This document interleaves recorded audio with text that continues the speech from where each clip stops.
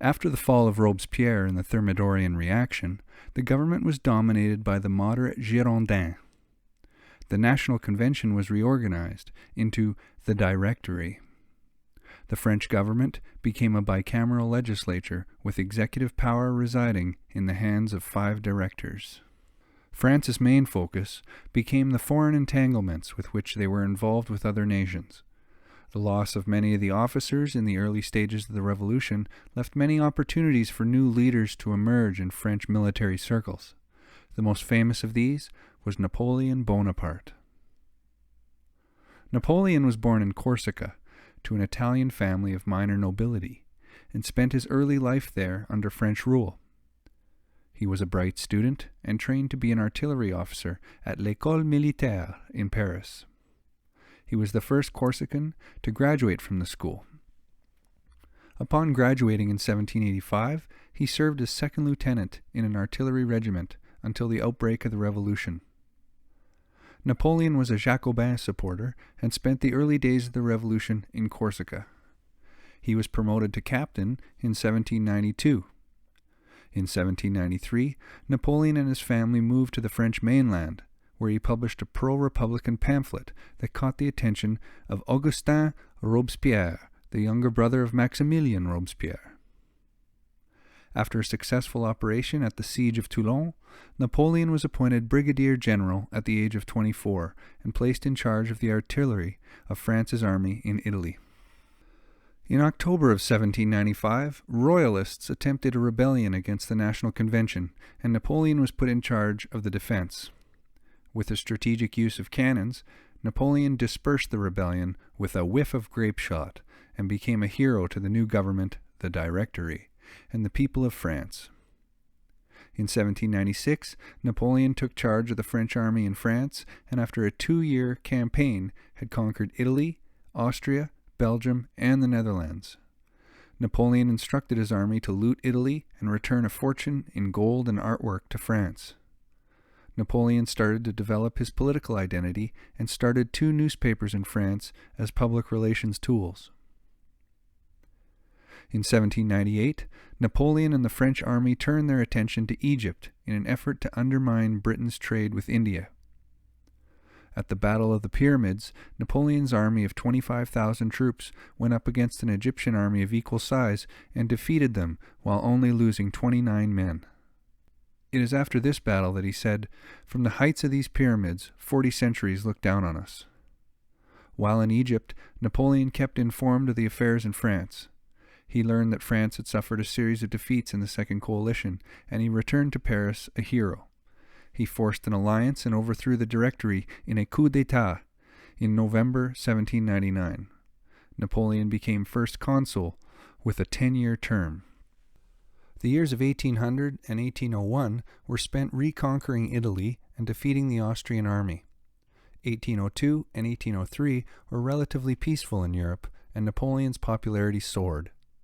During this time, Napoleon reinstituted slavery in the colonies and sold Louisiana to the United States.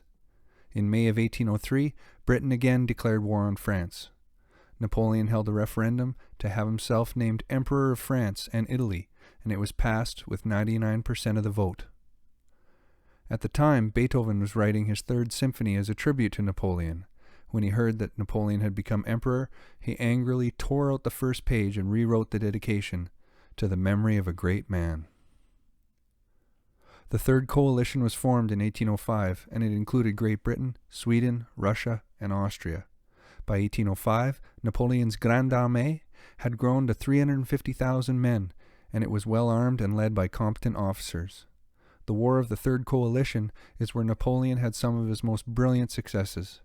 At the Battle of Ulm, for just 2,000 French casualties, he captured 60,000 Austrian troops. The French did suffer a setback at the Battle of Trafalgar at the hands of the British Navy and would forever relinquish naval superiority. However, at the Battle of Austerlitz, Napoleon achieved what he considered to be his greatest victory, defeating Austria and Russia after luring them into a trap. Napoleon continued to win battles against the Fourth and Fifth Coalitions until France reached the height of its power in 1812. Then, against the advice of his military advisors, Napoleon invaded Russia. The invasion began in June of 1812, and Le Grande Armée had been expanded to 450,000 men. Initially, the French won a series of battles while the Russians continued to retreat towards Moscow. The Russians instituted a scorched earth policy, whereby they would destroy any of the towns and the supplies with them, so that the French army would have nothing to loot when they arrived. This made it increasingly difficult for Napoleon to feed his troops. Eventually, the Russians faced Napoleon at the Battle of Borodino, considered to be the bloodiest single-day battle up until that point in history. The French suffered 40,000 casualties, while the Russians suffered 45,000. Although the battle was a French victory, it marked the beginning of the end of Napoleon's campaign in Russia. When La Grande Armée reached Moscow, they found that most of it had been burned, and there was hardly anything left to capture. With winter coming, Napoleon had no choice but to return to France. On the way home, the Russians continued to attack the French army in a series of battles. On November 8th and 9th, 10,000 French troops froze to death. By the time Napoleon's army returned to France, they had lost all but 40,000 troops. The Russians had lost 150,000 soldiers and hundreds of thousands of civilians. Napoleon rebuilt his army when he got back to France and had soon amassed 350,000 troops. The defeat against Russia heartened Napoleon's enemies, and the Sixth Coalition was formed with Great Britain, Russia, Prussia, Austria, Sweden, Spain, and Portugal. After several battles, the French army was outnumbered 3-1, and Napoleon was forced to unconditionally surrender and abdicate the throne. Napoleon was exiled to the island of Elba in the Mediterranean Sea in 1814. He attempted suicide with a poison pill he had saved from the Russian invasion, but it had weakened with age, and he survived. He received news that his wife Josephine had died, and he was devastated. Upon hearing that he was soon to be banished to an island in the deep Atlantic, Napoleon escaped from Elba and returned to France for a period known as the 100 Days. The 5th Regiment was sent to intercept him and made contact just south of Grenoble on the 7th of March, 1815.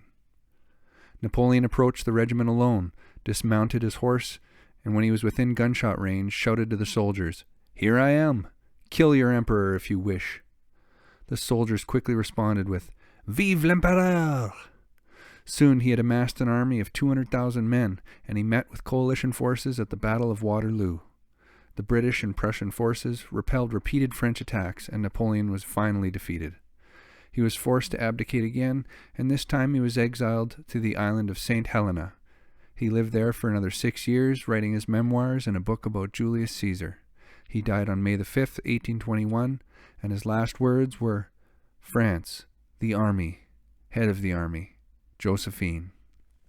Napoleon has been portrayed in various artwork, films, literature, most famously in Leo Tolstoy's War and Peace and Tchaikovsky's 1812 Overture, both about the invasion of Russia. As a statesman, he passed the Napoleonic Code, a set of civil laws that are still used in France, Quebec, Louisiana, and many other countries today. His rule helped to spread the metric system around the world, and his educational reforms led the way for continental Europe and much of the world. However, it is as a brilliant military commander who dominated Europe for 15 years that will be Napoleon's enduring historical legacy.